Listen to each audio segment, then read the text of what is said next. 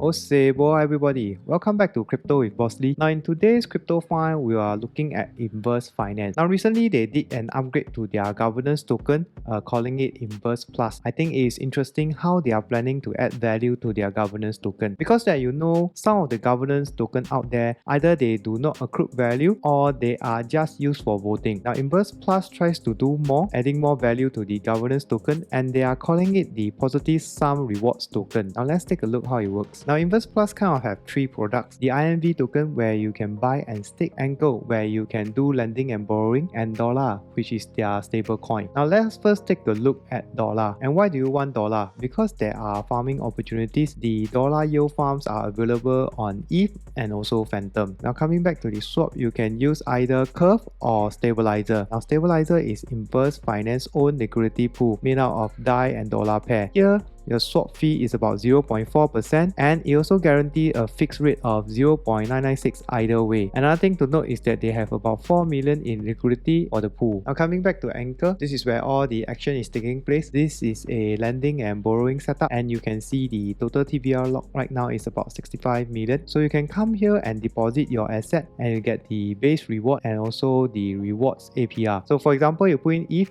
you get the base reward of 0.08% APY, and you also get the INV token at a 5.34% APR. Now you can see the INV token is standing out from the rest with the APY at 122%. Now this is because when you supply your INV, you are also staking your INV at the same time. Now this is where Inverse Finance wants to bring more value to the governance token. So I'm going to use a slide to explain the benefit of supplying INV onto Anchor. Now when you deposit INV into Inverse Finance, you actually get back XINV, and with XINV you get several benefits. So number one is that you get INV emission. Now the INV emission is given per ETH block, so that's about 6,400 times a day. Now this is the INV tokenomic. When you stake INV, you get XINV, and the cap is at 500 APY, and this cap cannot be changed unless there is a new governance vote. Also to note that there are no max supply on the INV token. Now if the emission is too high, the DAO can then introduce a cap